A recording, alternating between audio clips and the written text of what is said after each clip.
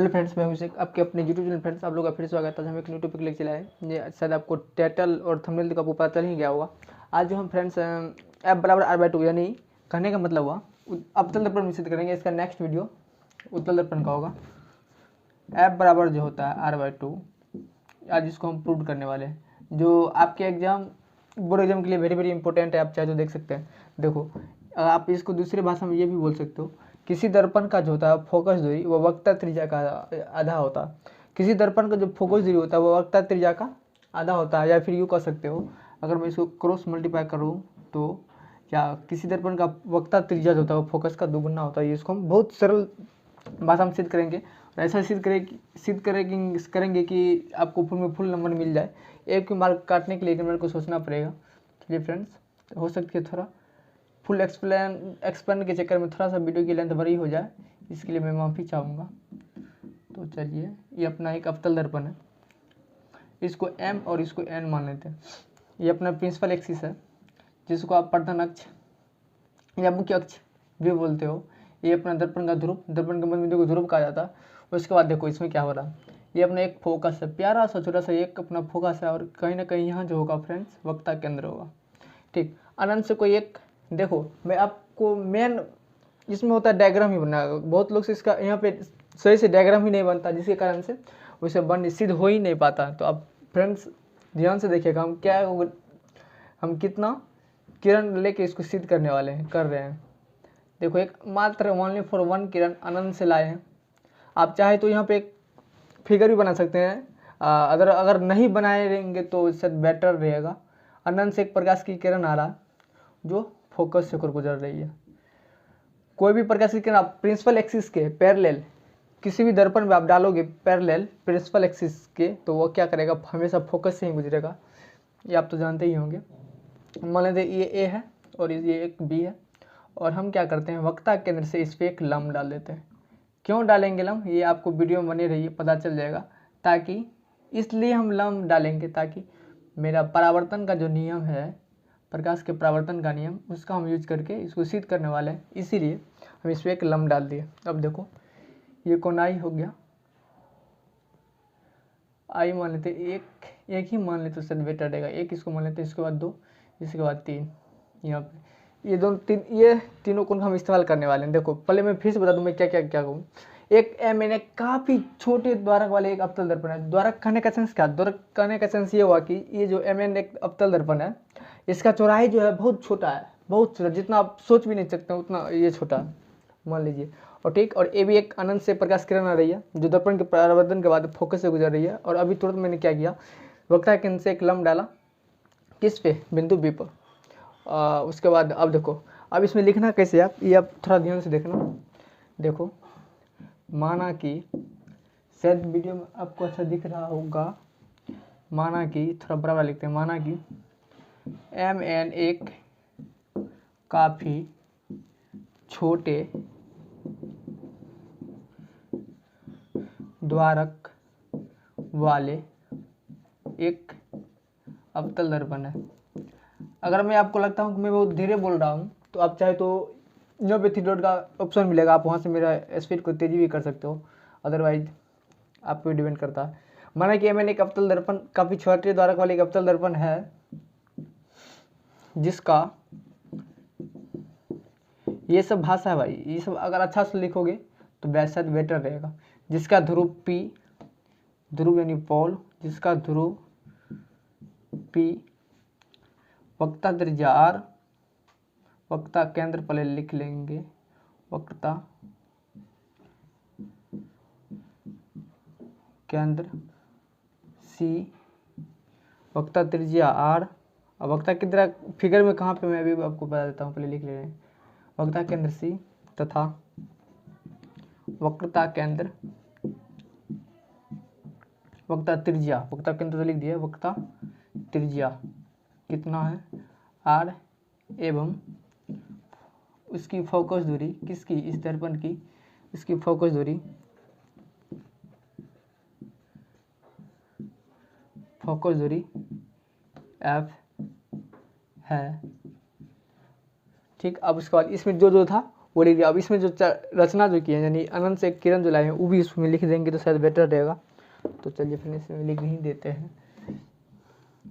A B एक आपतित किरण, A B एक आपतित किरण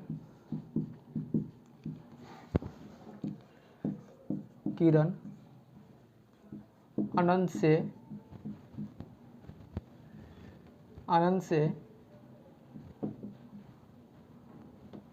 से आ रही है, जो दर्पण के परावर्तन के बाद किससे गुजरती है? दर्पण के परावर्तन के बाद फोकस से गुजर रही है, जैसा कि आपको चित्र में दिख रहा होगा, गुजर रही है तथा वक्ता केंद्र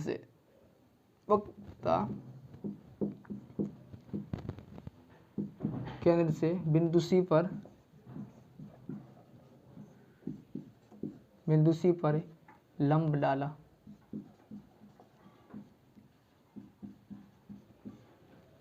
अब फिर से अगर समझने का प्रयास करें मैं क्या क्या लिखा हूँ। एम एक अवतल दर्पण है, अनंत से भी प्रकाश की किरण आ रही है जो दर्पण के परावर्तन के फोकस से, दर्पण के परावर्तन के बाद फोकस हो जा रही है और वक्ता केंद्र से इस पे एक लंब डाल दिए। अब देखो इसमें क्या है, यहाँ से यहाँ की दूरी अपन जो है क्या है भाई, आर। ये आपको तो पता ही चल रहा होगा फिगर को देखो, और यहाँ से यहाँ की दूरी अपना है यार, ठीक। अब देखो इसमें हम प्रूव कर रहे हैं। अब यहाँ से यह तो भाषा हुआ, अब यहाँ से मेन जो केस है वो प्रूव कर रहे हैं। देखो अगर ए बी समांतर सी पी है, यानी अगर ए बी समांतर सी पी है तो कोण एक बराबर कोण 2 होगा। कैसे? सॉरी, कोण एक बराबर कोण 2 तो होबे करेगा, उसके साथ साथ कोण एक बराबर कोण 3 भी होगा। कैसे? तो एकांतर अंतः कोण के युग्म बराबर होते हैं। यदि दो पैरेलल लाइन है, अगर उसको एक तिर्यक रेखा प्रतिच्छेद करेगा, इंटरसेक्ट करेगा, तो उसका एकांतर कोण का युग्म जो बराबर होता है, ऐसे करके इसको 1 2 3 4 ये आप सब जानते ही होंगे। कोण एक बराबर कोण 2, ये एकांतर मतलब क्या, इधर का ये वाला कोण और इधर का ये वाला कोण, एकांतर कोण, ये सब जानते ही होंगे। कोण एक जो होगा, कोण एक बराबर होगा कोण 3 का। कैसे? चूंकि ऐसे नहीं देखो यहाँ, चूंकि ए बी पैरेलल है किसका, सी पी का, इसलिए कोण एक बराबर जो होगा कोण 3 का। कैसे? एकांतर कोण युग्म, एकांतर कोण से इसको समीकरण 1 मान लेते हैं, ठीक। फिर एक कोण एक बराबर कोण 2 होगा, कोण एक बराबर कोण 2। कैसे? परावर्तन के नियम से, ये आप तो पढ़े ही होंगे। परावर्तन के नियम को कौन नहीं जानता भाई, परावर्तन के नियम से इसको समीकरण 2 मान लेता है। समीकरण 1 एवं 2 को देखो एक से बराबर है, समीकरण 1 एवं 2 से कोण 2 बराबर क्या होगा, कोण 3। इसको समीकरण 3 मान लो। देखो मैं क्या कर रहा हूँ, अब देखो त्रिभुज बी ए एफ सी, त्रिभुज शायद यहाँ अब लिख दे तो शायद बेटर रहेगा। 9 बी एफ सी में, in triangle B C F में आपको क्या दिया हुआ है, कोण 2 बराबर कोण 3, कोण 2 बराबर कोण 3।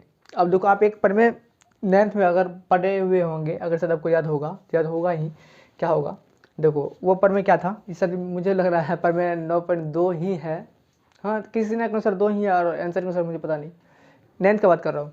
उसमें क्या दिया हुआ था, यदि किसी त्रिभुज का 2 कोण बराबर हो तो उसके सामने वाला जो सम्मुख भुजा होगा वो बराबर होगा। इन द सेंस कहने का मतलब ये हुआ कोण 2 बराबर कोण 3 है, इसका मतलब क्या होगा, इसके सामने वाला ये भुजा और इसके सामने वाला ये भुजा क्या होगा, बराबर होगा, ठीक। कोण 2 के सामने, इसलिए कोण 2 के सामने वाला क्या है,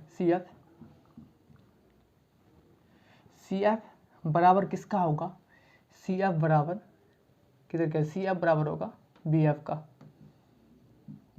अब देखो यहाँ से मेन समझने वाला पॉइंट आ गया।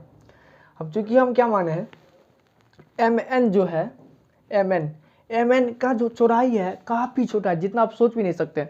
द्वारा यहाँ देखो हम क्या माने हैं, माना कि एम एन एक काफ़ी छोटी द्वारक वाले एक अवतल दर्पण है। अवतल लिखे या नहीं लिखे, छोटे द्वारक वाले एक अवतल दर्पण है।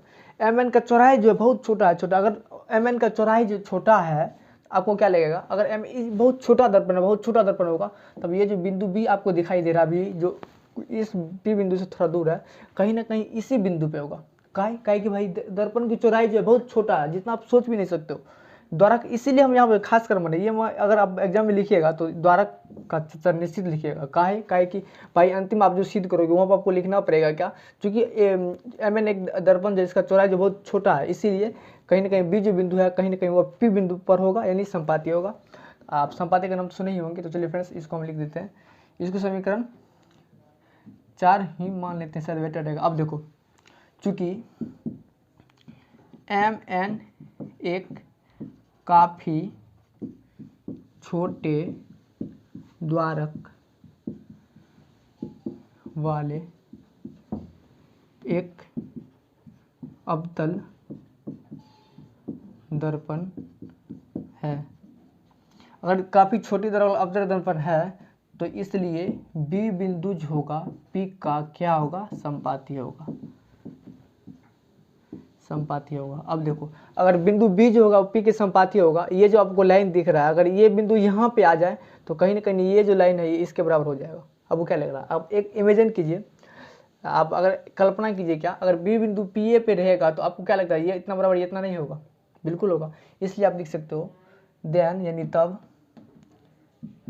देन आप तब लिख देता हूँ, तब देन उसका इंग्लिश हुआ, तब क्या होगा, तब क्या होगा FP जो है वो FP जो है वो BF के बराबर होगा, FP जो है वो BF के बराबर होगा। समीकरण 5। अब समीकरण 5 एवं 6 देखो, एक साइड बराबर है, दूसरा क्या होगा, बराबर होगा। समीकरण 5 एवं 6 से 5 एवं 6 से देखो, 5 एवं 6 से क्या होगा, CF बराबर होगा किसका, FP का। ठीक, अब इसको मान लेते हैं समीकरण 6, अदरवाइज नहीं मानोगे भी तो चलेगा, चलो मान ही लेते हैं। CF बराबर FP। अब देखो अब CP बराबर क्या लिख सकते हो, CP बराबर आप लिख सकते हो CF प्लस FP। CP बराबर इतना प्लस प्लस इतना प्लस, क्या है प्लस दो बार वाला, CF plus FP, CF plus FP। अब देखो CP क्या है भाई, मैं यहाँ क्या इंडिकेट किया हूँ, CP क्या है, वक्र त्रिज्या मैं R लिख सकता हूँ। और CF जो है ये वाली जो भुजा है, ये वाली भुजा इसके बराबर है, और ये वाली भुजा इसके बराबर, मतलब इसका मतलब क्या हुआ, इसके बदला हम इतना लिख सकते हैं। कैसे, यहाँ पे देखो FP बराबर BF, तो यहाँ पे मैं लिख सकता हूँ CF की जगह मैं अगर FP लिख दूँ तो आप क्या बोलोगे, FP प्लस FP। अब देखो R बराबर ये F है प्लस F 2F, देखो। और इसी को आप दूसरी भाषा में लिखोगे तो 2 इधर आएगा, 2 इधर आ जाएगा तो आप R/2, यहाँ से आपका प्रूव्ड हो गया। आशा करता हूँ कि फ्रेंड्स ये वीडियो आपको अच्छा लगा होगा। मिलते तभी नेक्स्ट वीडियो, तब तक के लिए बाय बाय। अगर अच्छा लगा तो अपने चैनल को सब्सक्राइब कीजिए, तब तक के लिए बाय।